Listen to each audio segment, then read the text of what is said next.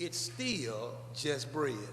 Now you must understand that I am publicly and unapologetically a Baptist. Baptist bred, Baptist fed, and when I die, I'll be Baptist dead. But I will never become so Baptist that I cease to be Bible. Are y'all praying with me? See, in reality, the Baptist church came to be because a man by the name of John Smith had a disagreement with the Church of England over the baptism of children. Thus, when he landed at Plymouth, Massachusetts, he started a denomination composed of like-minded individuals around the subject of baptism, and they called themselves Baptists. Are y'all praying with me? Then there was Martin Luther. His issue involved the Pope getting ready to give a church-sanctioned award to Adolf Hitler, who was the most demonic and divisive individual the world had ever known at that particular time. So since Martin Luther took disagreement with it, he decided to do his own thing, form his own denomination that we now refer to as the Lutheran Church. John Calvin got upset, you all, with the church because they did not believe in, or they did not understand predestination as he understood it. So what did he do? He started his own church, his own denomination. Today we call it Calvinism. Shall I continue? The African Methodist Episcopal Church knew its genesis in Philadelphia, you all, at the 11th Street Episcopal Church, because black believers took issue with how they were being treated in worship, and they started what we now refer to as the AME Church. I thought I'd just teach a bit before I preach. Can I continue just a few minutes? You do remember that at the turn of the century, there was a revival in Los Angeles, California, at a place called Azusa Street. All of a sudden, they began to see the Spirit of God move with signs, wonders, and powers. As a result of that particular meeting, they formed what we now refer to as Pentecostalism, or the Assemblies of God. There was a black guy by the name of Seymour who was there, who was still being treated as a second-class citizen, but he had been given the gift of tongues and had seen the Spirit of God move. He came back down south and told them about this move that he had, but white Assemblies of God still would not accept him. He started a Pentecostal movement, and he had another black fellow with him by the name of Charles Harrison Mason right across the bridge in Arkansas, and it gave birth to the Church of God in Christ. Are y'all praying with me? Even within the Baptist denomination, there are different sections and different facts that have broken off. The Southern Baptist Church, you do know the Southern Baptist Church, don't you? Right out there on I-40, you know Bellevue Baptist Church, that right-wing evangelical, nobody knows Jesus like we do movement. You do know they started because they did not want to see the free sleep. As a matter of fact, there were some white Baptists in the North who had the strange and crazy idea that not only were black folks human, but they were equal to white folks. I wish I had somebody. And since Southern Baptists in the South knew that there was no way God would have any dealing with black folks, they broke off and started their own denomination that we now call the Southern Baptist Convention. I cannot go another further without saying something about us. You know, the National Baptist Convention, USA Incorporated. You do recognize the only reason we existed because we couldn't agree on who should get the right for publishing Sunday school material. I can't get no help in here. So I've said all of that, you all, just to say that the Lord's Supper has nothing at all to do with denominationalism, because if that were the case, it would not be long before we split over whether we want to use Ritz crackers or saltine crackers. Talk to me, somebody. But not only are there some misnomers about the what of the Lord's Supper, there is also some confusion about the when of the Lord's Supper. Most of us, because we grew up in and around the Black Baptist Church, we are accustomed to taking the Lord's Supper on the first Sunday. I remember it was the late Reverend E.E. Creamer at the Rising Sun Missionary Baptist Church on Cowan Street in Hughes, Arkansas. He always took issue with Baptists like us who took communion during the morning service, because he said nobody takes supper in the morning, you ought to take it in the evening. I wish I had somebody in here. But there is nothing at all in the Bible that says it has to happen on the first Sunday. Let me take it another further. The Bible doesn't even say it has to happen on Sunday. What Jesus said was, as often as you do it, which means you can do it once a year, once a month, once a week, or once a day. But if you do it, you better remember you're doing it because of Jesus. I wish I had somebody. The text said that Jesus took the bread. He took it from where it was to where he wanted it to be. The first thing that has to happen in the process is you got to let Jesus took you.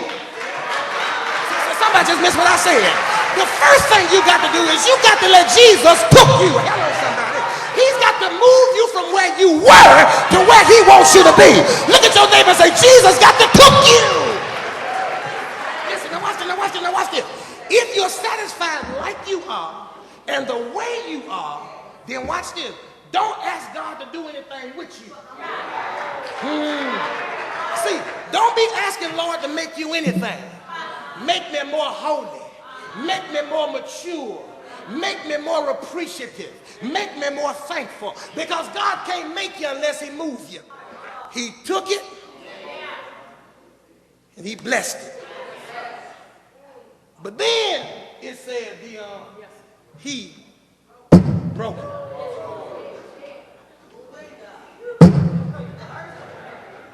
He took it, he blessed it, broke it. He took it, he blessed it, and he broke it. See, sometimes in order to be broken, you got to be torn. You got to be thrown around. Hello, somebody. You have to be shaken. See, sometimes there's some pain involved in the breaking processes. And watch this, don't miss this. Don't miss this, Suzette. And when you break it, notice what happened. Some pieces fall off.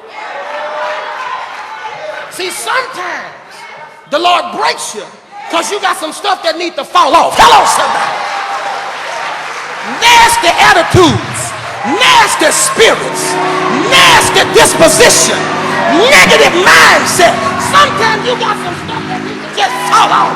Hello, somebody. St. Paul, here are your ministry activities, community news, and fellowship opportunities for the month of December. The winter season is here, and we want to make you aware of St. Paul's inclement weather policy. During adverse weather conditions, St. Paul will follow the open and closure policy of the Memphis City Schools. We want to ensure the safety of our staff and members during times of unsafe weather. Hey, you know. I know you feeling that. Y'all know what time it is, man. Let's go.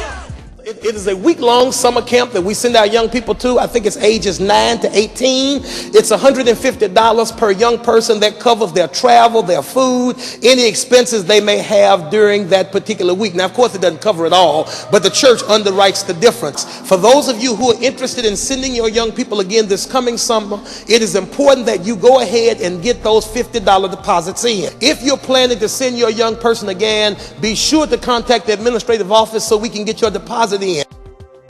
During the holiday season, the need in our community becomes greater. To ensure we are stocked to be a blessing to those in need, we need your help.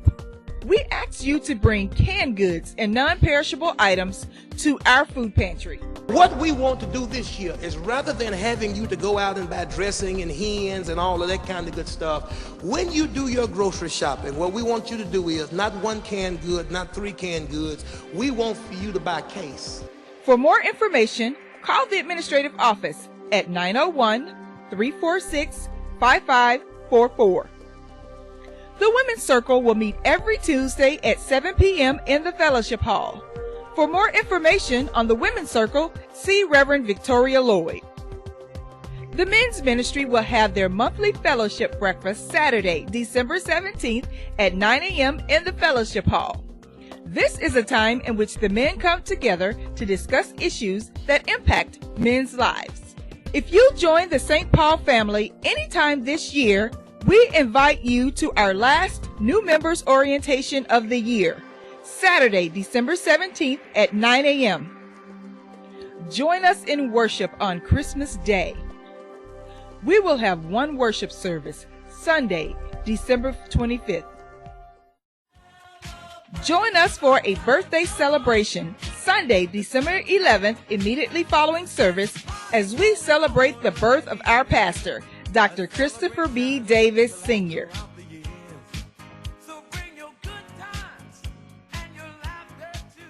Stay connected with activities at St. Paul by visiting our website at www.spbcmemphis.org. Find us on Facebook or follow us on Twitter. This concludes the announcements. Have a blessed week.